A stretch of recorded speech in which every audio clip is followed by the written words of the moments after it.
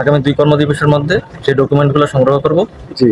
সংগ্রহ করার পরে যাচাই বাছাই করে জি। আমরা যে যে ফাইন্ডিংস পাবো ওই অনুযায়ী কমিশন বরাবর প্রতিবেদন দাখিল করব।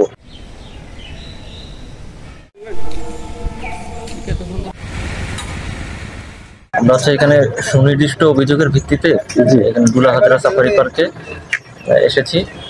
এখানে যে 6টা প্রকল্পের ব্যাপারে অভিযোগ ছিল, ওই অভিযোগগুলোর এবং প্রকল্পগুলোর কাজ বাস্তবায়িত হয়েছে কিনা তার সরেজমিনে পরিদর্শন করার জন্য এখানে আসি। আমরা এখানে সরেজমিন পরিদর্শন করে যা দেখতে পেয়েছি তা হচ্ছে কোনো প্রকল্পের কাজই এখন পুরোপুরি সম্পন্ন হয়নি।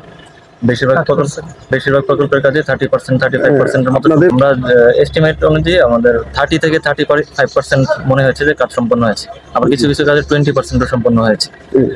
কাজ বাকি অংশ চলমান রয়েছে। এবং এখানে আমরা ডকুমেন্ট কালেক্ট করতে গিয়ে যেটা দেখতে পেলাম যে দুলা হাজরা সাফারি পার্কের যে অফিস রয়েছে এই অফিসে শুধুমাত্র ওয়ার্ক অর্ডারটাই এখানে সংরক্ষণ করা আছে।